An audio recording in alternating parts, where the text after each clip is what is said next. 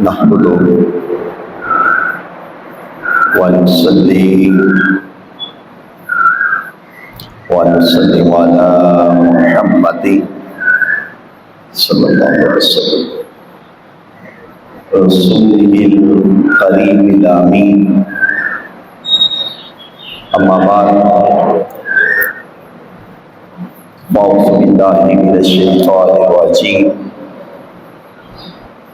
بسم الله الرحمن الرحيم. وما كان لمؤمن ولا مؤمنة إذا قضى الله ورسوله أمرا أن يكون لهم الخيرة من أمرهم.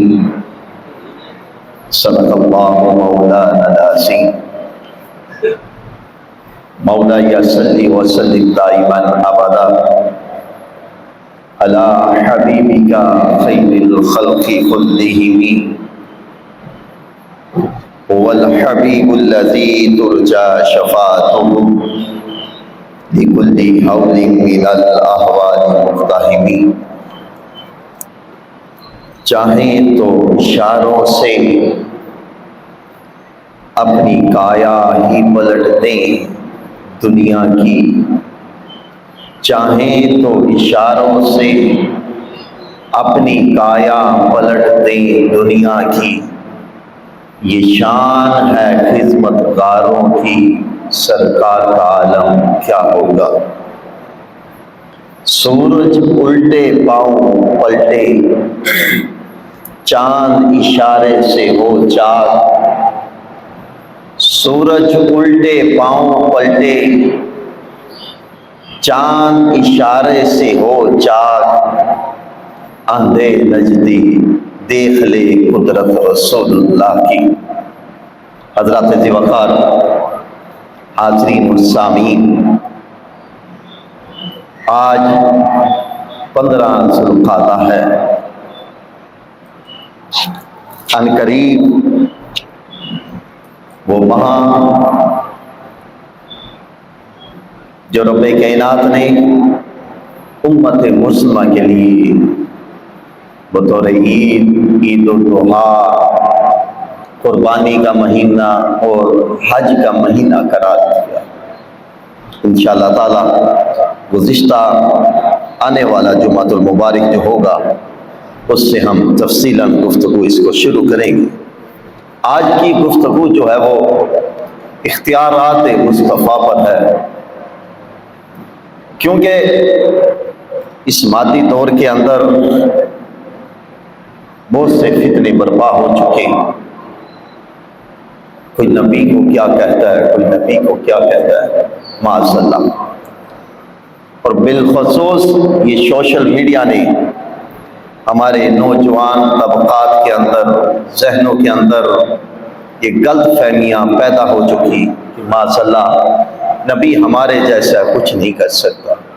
آج اس چیز کو، یہ موضوع اس کو ضروری سمجھتے ہوئے تو اس موضوع کو رکھا تاکہ ہمیں پتہ چلے کہ رب کائنات نے اپنے نبی کو کیا اختیارات ہیں. واقعہ سے ہٹ کر رب کائنات نے قرآن کے اندر اپنے محبوب کو کس چیز کی اختیار دی، کون کون سے اختیار دی، اور حدیث صحیحہ کے اندر انشاءاللہ تعالی ہم اسے بیان کریں گے. گفتگو شروع کرنے سے پہلے میں ایک مثال دے کر بات شروع کروں گا تاکہ سمجھنا ہمارے لیے آسانی ہو جائے گی. رب کائنات کا، تاجدار کائنات صلی اللہ علیہ وسلم پر اپنا خاص تصرف ہے. حضور سید عالم صلی اللہ علیہ وسلم یہ رب کائنات کی نائب اعظم ہے، رب کی نائب اعظم ہے. ہم ذات کو اکٹھا نہیں کر سکتے، ذات کو اکٹھا نہیں کر سکتے، مگر تاجدار کائنات صلی اللہ علیہ وسلم یہ رب کائنات کی صفات کا مظہر عتم ہے. رب کائنات کی صفات کا مظہر اتم ہے۔ اب اگر اختیارات کی بات کی جائے تو رب کائنات نے ہم انسانوں کو بھی اختیار دیے، اپنے بندوں کو رب کائنات نے اختیار دیے، مگر ایک حد تک۔ وہ حد کراس نہیں کر سکتا، اس حد سے زیادہ وہ اختیار جو ہے اس کے بڑھ نہیں سکتے۔ اب حد کیا ہے؟ ہمیں رب کائنات نے کیا اختیارات دیے؟ تو آئیے ذرا ہم اس کو دیکھتے ہیں کہ رب کائنات نے ہمیں قوت عطا کی، ہمیں دیکھنے کی قوت عطا کی، بولنے کی قوت عطا کی، پکڑنے کی قوت عطا کی، چلنے کی قوت عطا کی۔ رب کائنات نے سب سے بڑی جو قوت عطا کی وہ روح ہمارے اندر ڈالی، وہ روح ہمارے اندر، اور جس بنا پر ہم چل رہے ہیں، کھا رہے ہیں، پی رہے ہیں، دیکھ رہے ہیں، سن رہے ہیں، ہم بول رہے ہیں، ہاتھ سے پکڑ رہے ہیں۔ اب ذرا ان قوتوں کو فردن فردن رکھے کہ یہ قوت ہمارے کس کس استعمال میں ہوتی ہے، اس کا ذریعہ، ہم اس کو استعمال کا ذریعہ کیسے بناتے ہیں۔ اب یہ ہاتھ ہے، اس ہاتھ کے اندر رب کائنات نے ہمیں قوت عطا کی۔ اب یہ ہاتھ کسی کا سہارا بن کر اٹھا بھی سکتے ہیں قوت کے ساتھ، اور یہی ہاتھ کسی کا گلا بھی دبا سکتے ہیں۔ یہ اختیار ہمیں دیا رب کائنات نے، قوت ہمیں دی کہ اسی ہاتھ سے ہم کسی کا سہارا بن کر اس کو اٹھا بھی کھڑا بھی کر سکتے ہیں۔ اگر کوئی شخص بیٹھا ہو، اٹھ نہ سکتا ہو، تو ہم ہاتھ دے کر اس کو اٹھاتے، اور یہی ہاتھ، ان ہاتھوں سے آدمی گلا بھی دباتا ہے، ان ہاتھوں سے آدمی خنجر بھی چلاتا ہے، ان ہاتھوں سے آدمی کا قتل کرتا ہے۔ اور یہی آنکھ، اسی آنکھ کی قوت کو دیکھ لیں، یہ آنکھ کی قوت قرآن کو بھی دیکھتی ہے، اس کا صحیح استعمال کریں حدیث مبارکہ کی دیکھتی ہے۔ یہی آنکھ کی قوت اچھے کام دیکھتی ہے، مگر انہی آنکھوں سے ہم برائی بھی دیکھتے ہیں، انہی آنکھوں سے ہم غلط لوگوں کو بھی دیکھتے ہیں، انہی آنکھوں سے بے فحاشہ فلمیں بھی دیکھتے ہیں، ڈرامے بھی دیکھتے ہیں۔ اور اگر بات کی جائے پاؤں کی، تو رب کائنات نے ہمیں قوت عطا کی پاؤں کی۔ اب اسی پاؤں کے ساتھ ہم چل کر مسجد کی طرف بھی آتے ہیں نماز پڑھنے کی، اس پاؤں کے ساتھ ہم چل کر بے حیائی کی طرف بھی جاتے ہیں، انہی پاؤں کے ساتھ ہم غلط راستے کی طرف بھی جاتے ہیں، اچھے راستے کی طرف بھی جاتے ہیں۔ مگر اگلی بات دیکھیے، رب کائنات نے پھر ہمیں بولنے کی قوت عطا کی، زبان عطا کی، بولنے کی قوت ہے۔ اسی زبان سے ہم قرآن پڑھتے ہیں، اسی زبان سے ہم احادیث مبارکہ پڑھتے ہیں، اسی زبان سے ہم لوگوں کی اچھائی بیان کرتے ہیں، اسی زبان سے ہم لوگوں کی تعریف بیان کرتے ہیں، اسی زبان سے حضور کا نام لیتے ہیں، اسی زبان سے رب کا نام لیتے ہیں، اور ہوتی وہی زبان ہے، اسی زبان سے ہم لوگوں کی چغلی کر رہے ہیں، اسی زبان سے لوگوں کی غیبت کر رہے ہیں، اسی زبان سے گالی نکال رہے ہیں، اسی زبان سے برا بھلا کہہ رہے ہیں۔ مگر یہ قوت رب کائنات نے ہمیں عطا کی، اور یہ وہ چیزیں ہیں جو انسان جسے حواس خمسہ کہتے ہیں، روزمرہ کی روٹین پر ہر وقت استعمال ہونے والی چیزیں، انہیں حواس خمسہ کہتے ہیں۔ کان ہے، اچھی باتیں سننے کی طاقت ہے، اسے قرآن سنیں، احادیث مبارکہ سنیں، اللہ اس کی رسول کی باتیں سنیں، اہل اللہ لوگوں کی باتیں سنیں، نیک باتیں سنیں۔ اور اسی کان سے ہم بے حیائی کی بھی باتیں سنتے ہیں، اسی کان سے ہم بری باتیں بھی سنتے ہیں، اسی کان سے ہم گالیاں بھی سنتے ہیں، اسی کان سے ہم بے فحاشہ گانے بھی سنتے ہیں۔ تو گویا رب کائنات نے یہ انسان کو طاقت عطا کی، وہ چاہے یہ باتیں اچھائی کی طرف لے آئے، وہ چاہے تو برائی کی طرف۔ اس چیز کا اختیار کس کے پاس؟ انسان کے پاس۔ اب انسان کی، بندے کی ان حواس خمسہ سے ہٹ کر ایک اور چیز بھی ہے جس کے پاس انسان کو اختیار ہے بندے کو۔ وہ چیز کون سی ہے؟ وہ اس کی اپنی جیب ہے، اس کا مال و دولت ہے۔ اس مال و دولت سے چاہے وہ کسی غریب، یتیم، مسکین کا سہارا بھی بن سکتا، اسی مال و دولت سے اس کی مدد بھی کر سکتا ہے، مگر اسی مال و دولت سے وہی بندہ فحاشی بھی کر سکتا ہے، اسی مال و دولت سے، اسی مال و دولت کے ساتھ حرام کو بھی شامل کر سکتا ہے، اسی مال و دولت کے ساتھ سود کا بھی کاروبار کر سکتا ہے۔ مگر بات کرنے کا یہ جو مقصد تھا وہ یہ تھا سمجھانا کہ رب کائنات نے اپنے بندوں کو بھی اختیارات عطا کیے، مگر یہ ایک دنیاوی حد تک، دین میں کوئی اختیار نہیں ہے بندے کا، وہ کتنا بڑا مرضی عالم ہو، مفکر ہو، شیخ الحدیث ہو، شیخ القرآن ہو، صوفی ہو، کوئی بھی ہو، دین میں اختیار نہیں ہے۔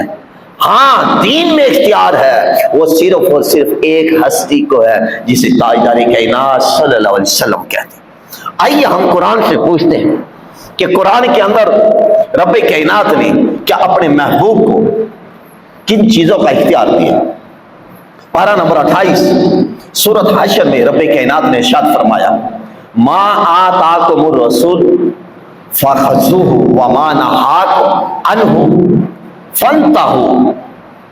رب نے فرمایا میرا محبوب جو دے لے لو۔ رب نے یہ نہیں فرمایا کہ میرا محبوب جو مجھ سے پوچھ کر تم کو دے وہ لے لو، نہیں، فرمایا جو وہ دے، یعنی پہلا اختیار دیکھے وہ جو چیز بھی دے دے میرا محبوب بس وہ لے لو۔ آگے فرمایا کہ جس چیز سے منع کرے اس چیز سے رک جاؤ۔ قرآن مجید 28واں پارہ سورۃ حشر، بھائی میرا محبوب جو چیز دے وہ لے لو اور جس چیز سے منع کرے اس سے رک جاؤ۔ اور پھر سورۃ الاحزاب کی آیات نمبر 32 کو دیکھیے، 36 کو، پارہ نمبر 22 کے اندر فرمایا وما کان للمؤمن ولا مؤمنۃ اذا قضى الله ورسوله امرا ان يكون لهم الخيرۃ من امرهم۔ فرمایا نہ کسی مسلمان مرد نہ کسی مسلمان عورت کو پہنچتا ہے، یعنی مرد اور عورت کو نہیں پہنچتا جب اللہ اور اس کا رسول کچھ حکم فرمائے تو اس کے معاملے میں کچھ رد و بدل کر دیں، اس کے معاملے میں کچھ اختیار رہے، یعنی رب اللہ کا رسول جو حکم دے دے، پھر مرد عورت ہو یا مسلمان مومن، پھر اس کو اختیار نہیں ہے کہ وہ پھر اس فیصلے میں رد و بدل کرے، کیونکہ وہ جو فیصلہ ہے، وہ جو اختیار ہے وہ رب کائنات نے آپ کو عطا کیا۔ اب اس آیات کا شان نزول دیکھیں تو وہ شان نزول یہ ہے کہ حضرت زینب بنت جحش اور آپ کے بھائی عبداللہ بن جحش اور ان کی والدہ امیہ بنت عبد المطلب حضور سید عالم صلی اللہ علیہ وسلم کی پھوپھی کے حق میں یہ آیات نازل ہوئی، اور آیات نازل حضور سید عالم صلی اللہ علیہ وسلم نے زید بن حارثہ کے ساتھ نکاح کے لیے زینب کو پیغام بھیجا، زید بن حارثہ کے ساتھ۔ اور زید بن حارثہ کون ہے؟ زید بن حارثہ وہ ہیں جو حضور سید عالم صلی اللہ علیہ وسلم کے منہ بولے میں تھے، جو حضرت ختیجہ کے غلام تھے، حضرت ختیجہ کے ساتھ جو چل کر زید بن حارثہ زید آئے تھے، یہ وہ زید تھے۔ اب ان کے نکاح کے لیے زینب کو حضور سید عالم صلی اللہ علیہ وسلم نے پیغام بھیجا، تو جس زینب اور ان کے گھر والوں نے قبول نہ کیا۔ نکاح کا پیغام بھیجنے والا کون تھا؟ اللہ کا رسول تھا، مگر انہوں نے قبول نہ کیا، تو اس وقت اس آیات کا شان نزول ہوا۔ فرمایا کہ اللہ کا رسول، وہ مرد اور مسلمان مرد اور عورتیں سن لیں کہ اللہ کا رسول کا یہ حکم ہے، جو بھی حکم فرما دے بس پھر اس میں کسی کو اختیار نہیں ہے کہ وہ اس میں کوئی رد و بدل کرے، کسی کو اختیار نہیں ہے کہ اس کے فیصلے پر سوال اٹھائے۔ اور پھر اگلی آیات مبارکہ دیکھیے، اور سورۃ نساء کی آیات مبارکہ فرمایا فلا وربک لا یؤمنون حتی یحکموک فیما شجر بینہم ثم لا یجدوا فی انفسہم حرجا فیما قضیت ویسلمون تسلیما۔ فرمایا تو اے محبوب تمہارے رب کی قسم وہ مسلمان نہ ہوں گے جب تک آپس کے جھگڑے میں تمہیں حاکم نہ بنائیں، جب تک آپس کے جھگڑے میں تمہیں حاکم نہ بنائیں، پھر کچھ تم حکم فرما دو، اپنے دلوں میں اسے رکاوٹ نہ پائیں، وہ جی سے مان لے، یعنی آپ کو حاکم تسلیم کر لیں۔ جب جھگڑا چل رہا ہو تو آپ کو حاکم تسلیم کریں، پھر اس کے بعد آپ کوئی فیصلہ کر دیں، کوئی بھی فیصلہ کر دیں، پھر اس فیصلے پر وہ رد و بدل نہ کریں، وہ بلکہ دل و جان سے اس فیصلے کو قبول کر لیں۔ یہ تو قرآن مجید ہے، قرآن خود فرما رہا ہے کہ یہ اختیارات رب کائنات نے صرف اور صرف اپنے محبوب کو عطا کی، یہ تو اور جو بھی فیصلہ فرما دے اس فیصلے کو قبول کر لیں۔ یہ تو قرآن مجید کا ایک تصور تھا، قرآن مجید نے اسے بیان کیا۔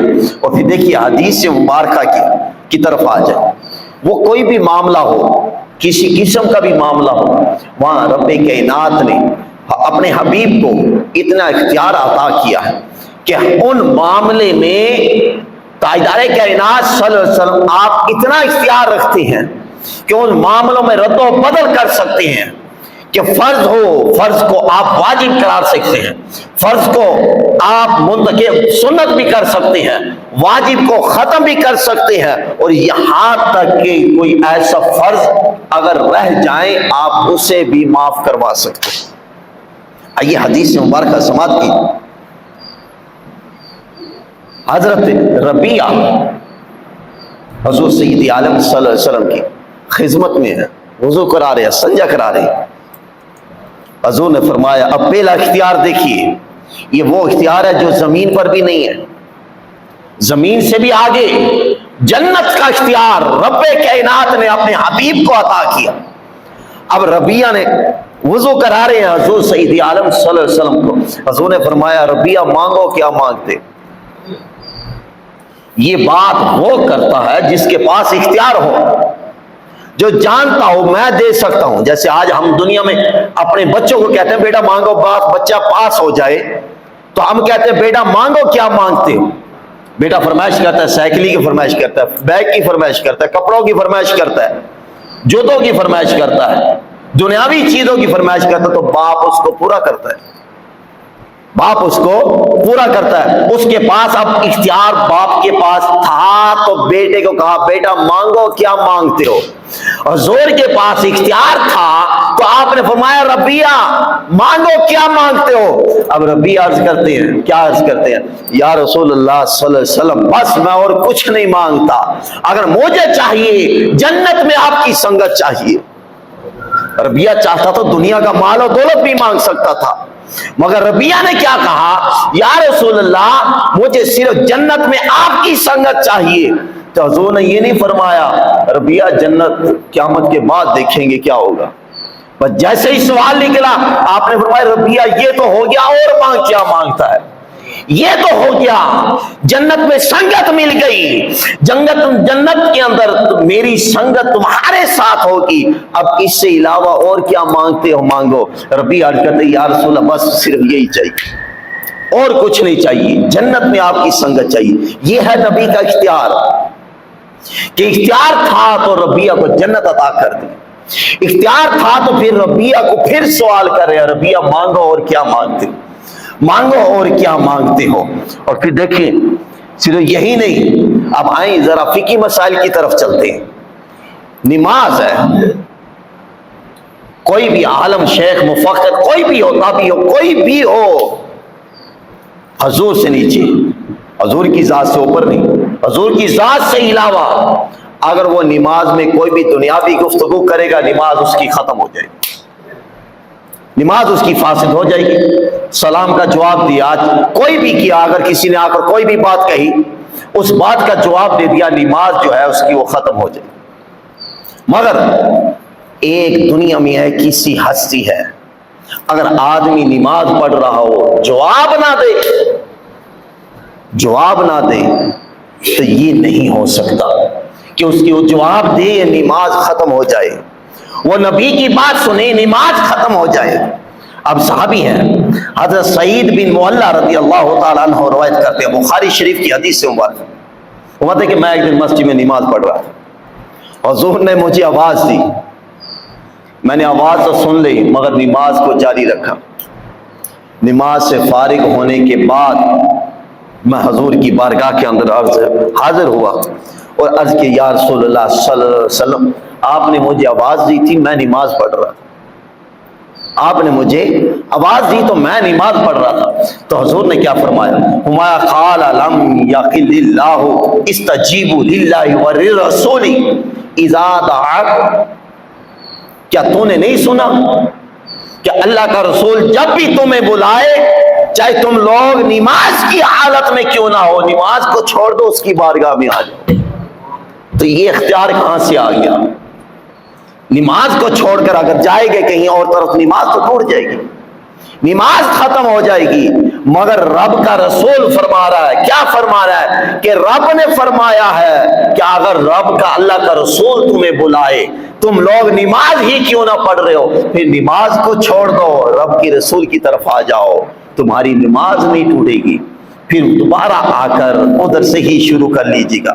یہ اختیار، یہ نبی کو اختیار نماز میں بھی دیا گیا۔ اور پھر اگلی بات دیکھیے، حدیث مبارکہ سماعت کیجیے، یہ حدیث بخاری شریف کی حدیث مبارکہ۔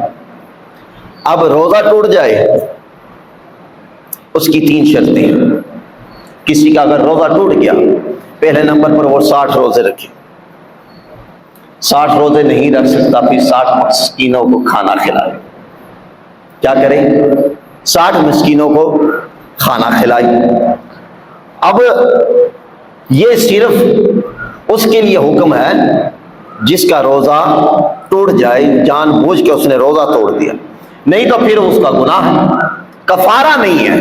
یہاں دم آتا ہے، کفارہ صرف ایک روزے کا ہوتا ہے، ایک ہی ہوتا ہے، مگر اگر اس نے جان بوجھ کر روزہ توڑا، اب اس کے بدلے میں اس کو 60 روزے رکھنے ہوں گے۔ یہ ایسے سمجھ لیجیے اس کی سزا ہے کہ اس نے ایک روزہ توڑا، تو کیوں توڑا؟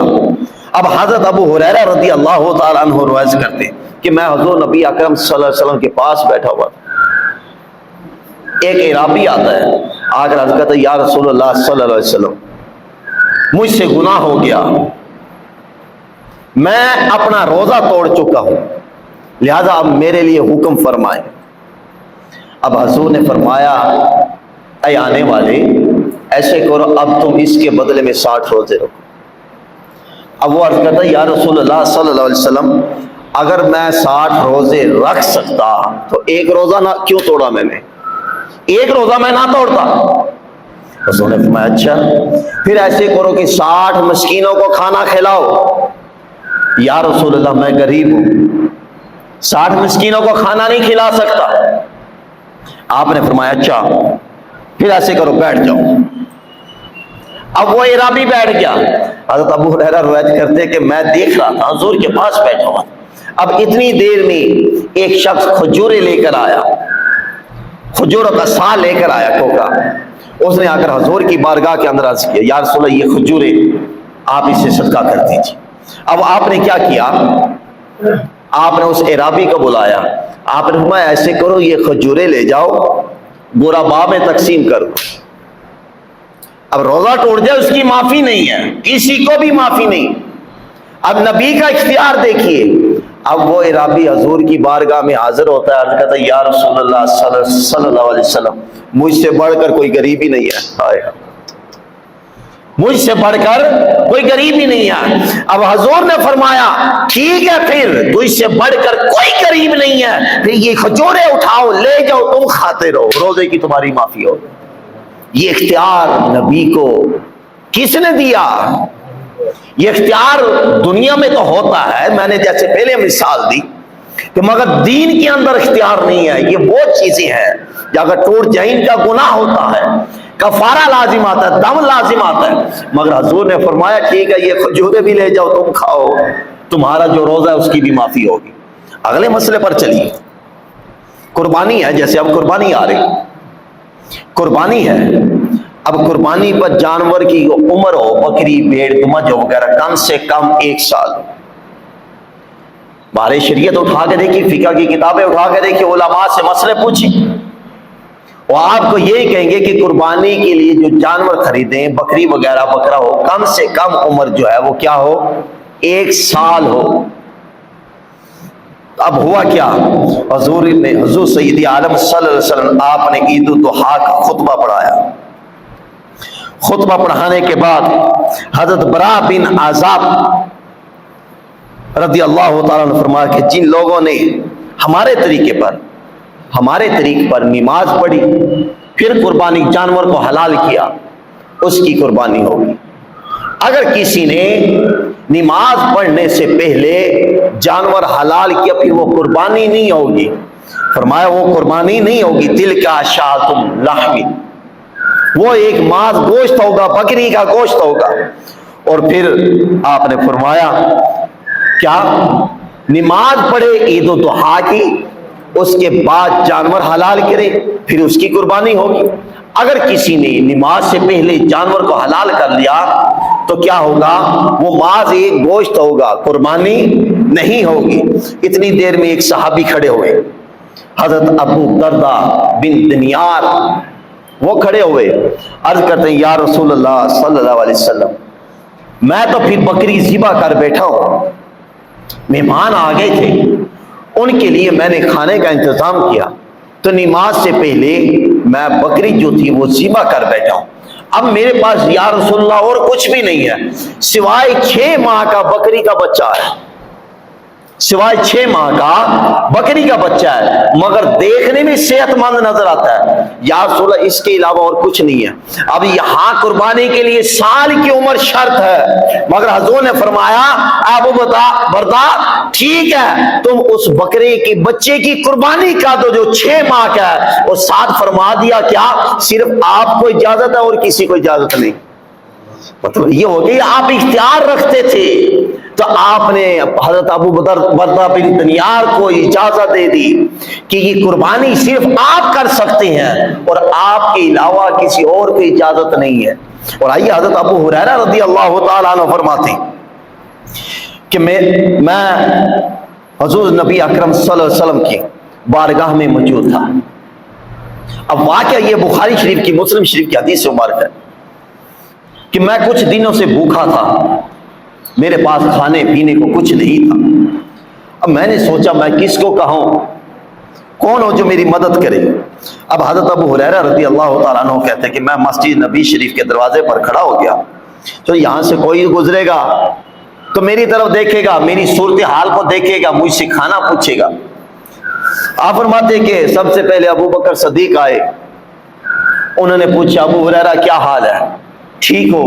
میں نے کہا ٹھیک ہو، لیکن نظر اٹھا کے انہوں نے میری طرف نہیں دیکھا، سر نیچے گرایا، مسجد کے اندر داخل ہو گئے. آپ فرماتے پھر ایسے حضرت عمر فاروق آئے، انہوں نے بھی یہی سوال کیا، مگر میری طرف نہیں دیکھا نظر اٹھا کر، وہ بھی مسجد نبی شریف میں چلے گئے. ہاں اتنی دیر میں حضور سید عالم صلی اللہ علیہ وسلم تشریف لے آئے. جب آپ تشریف لائے آپ نے دیکھا ابو ہریرہ کیا ہوا، تم کمزور پڑ گئے، کیا وجہ ہے؟ عرض کی یا رسول اللہ صلی اللہ علیہ وسلم کئی دنوں سے کھانا نہیں کھایا، بھوکا ہوں. آپ دوڑتے ہوئے گھر گئے، حضرت عائشہ صدیقہ رضی اللہ تعالیٰ عنہ آپ نے فرمایا کچھ کھانے کے لیے ہیں؟ حضرت عائشہ صدیقہ رضی اللہ تعالیٰ عنہ عرض کرتی ہیں یا رسول اللہ کھانے کے لیے تو کچھ نہیں ہے، آپ بھی جانتے ہیں کہ کئی دنوں سے فاقہ چل رہا ہے. ابھی کوئی خاتون آئی، وہ دودھ کا پیالہ دے کر کے بس صرف وہی موجود ہے. آپ نے حضرت ابو ہریرہ سے فرمایا وہ دودھ کا پیالہ لے آؤ. اب حضرت ابو ہریرہ دیکھ کر خوش ہوئے کہ امید جاگ گئی، کچھ کھانے کو مل گیا. اب جب مسجد نبی شریف میں گئے تو وہاں مجلس لگی ہوئی تھی، صحابہ کرام بیٹھے ہوئے تھے، قطار لگی ہوئی. اب حضرت ابو ہریرہ کے دل کے اندر خیال آیا کہ حضور فرمائیں گے ابو ہریرہ یہ لو یہ پی لو. اب حضور سید عالم صلی اللہ علیہ وسلم نے ابو ہریرہ کو بلایا، فرمایا ابو ہریرہ یہ جتنے صحابہ کرام بیٹھے ہیں سب کو پلاؤ. اب پیالہ ایک ہے، دودھ کا ایک پیالہ، صحابہ کرام بیٹھے ہیں، مجمع لگا، جمع غفیر ہے. حضرت ابو ہریرہ اب دل کے اندر خیال کر رہے ہیں میرے لیے تو کچھ نہیں بچے گا. نبی کا اختیار دودھ پر دیکھیں، رزق پر دیکھیں، اب میرے لیے تو کچھ نہیں بچے گا. وہ سب صحابہ کرام نے سیر ہو کر دودھ کا پیالہ پیا. وہ دودھ کا پیالہ ویسے کا ویسا رہا. حضور نے فرمایا اے ابو ہریرہ اب تم پیو. ابو ہریرہ فرماتے کہ میں نے پیٹ بھر کر پیا پیالہ دودھ کا مگر دودھ کم نہیں ہوا. پھر حضور نے فرمایا ابو ہریرہ اور پیو. حضور نے پھر فرمایا ابو ہریرہ اور پیو. حضرت ابو ہریرہ کہتے ہیں کہ میں نے 3 مرتبہ پیٹ بھر کر دودھ کا پیالہ پیا مگر دودھ کے پیالہ جو تھا دودھ جو تھا پیالے سے ایک قطرہ بھی کم نہ ہوا. اور آخر میں حضور سید عالم صلی اللہ علیہ وسلم نے وہ دودھ نوش فرمایا. یعنی دودھ پر اختیار کہ حضور سید عالم صلی اللہ علیہ وسلم نے صرف آپ کی دست مبارک لگنے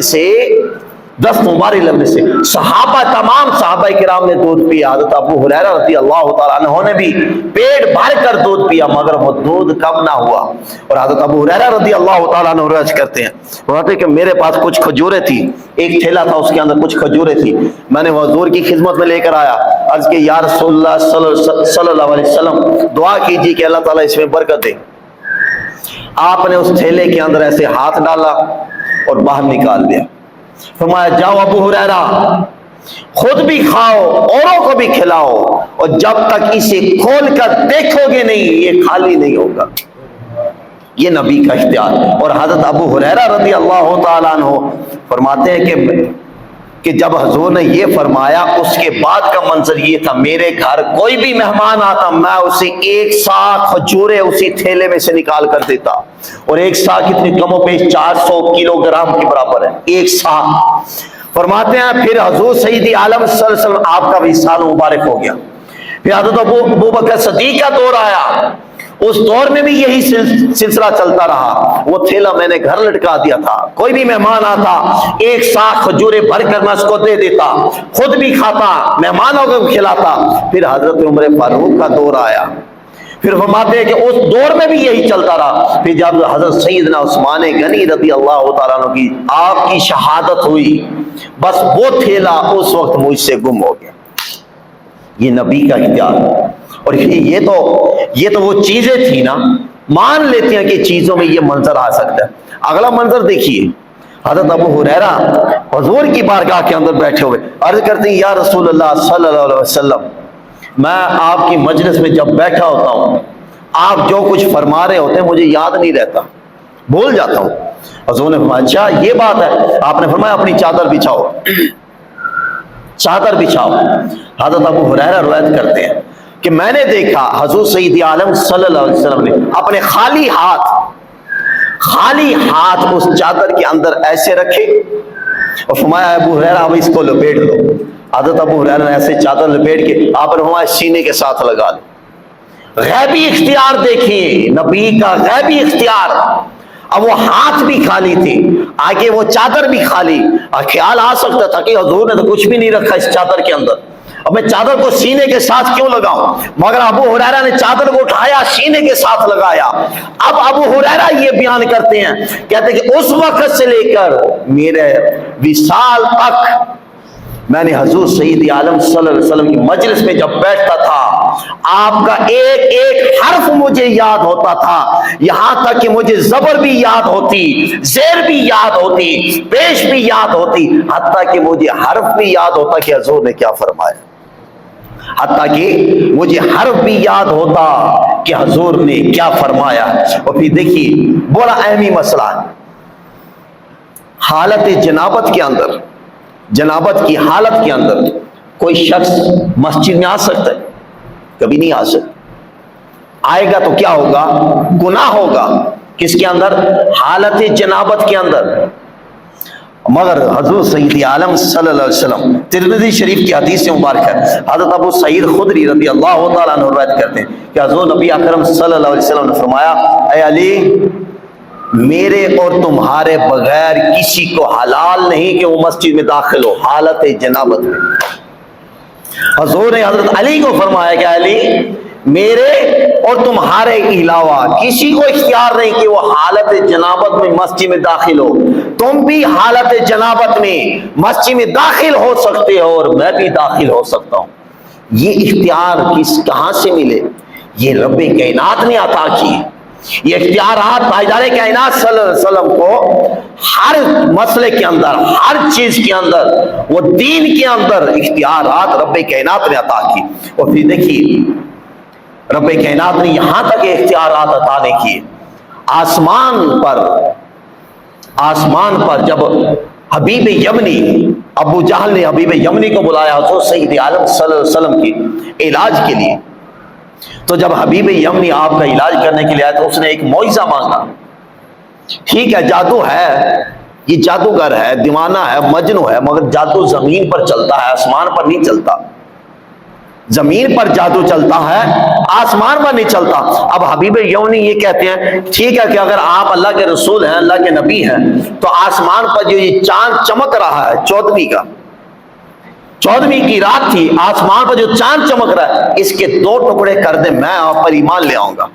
ابھی جیسے ہی یہ الفاظ نکلے، تاجدار کائنات صلی اللہ علیہ وسلم نے اپنے انگشت مبارک کو اٹھایا، ایسے چاند کو چاک کیا، وہی چاند ایک ٹکڑا آسمان پر رہا، دوسرا ٹکڑا مکہ میں آ کر پھر جا کر واپس جڑ جاتا ہے. تو رب کائنات نے آپ کو یہ اختیار بھی کیا. اور پھر اس سے بڑھ کر سورج کو دیکھ لیجیے، حضرت علی رضی اللہ تعالیٰ عنہ کی گود ہے، حضور کا سر مبارک ہے. بات کو مختصر کرتا ہوں، حضور کا سر مبارک. اب حضرت علی رضی اللہ تعالیٰ عنہ کی نماز عصر قضا ہو رہی. اب حضور سید عالم صلی اللہ علیہ وسلم جب آپ بیدار ہوئے، آپ نے فرمایا علی کیا بات ہے؟ عرض کرتے ہیں یا رسول اللہ صلی اللہ علیہ وسلم نماز عصر قضا ہوگی. اب حضور کہہ سکتے ہیں نماز قضا ہوگی تو قضا پڑھو، قضا نماز ہو گئی تو نماز قضا پڑھو.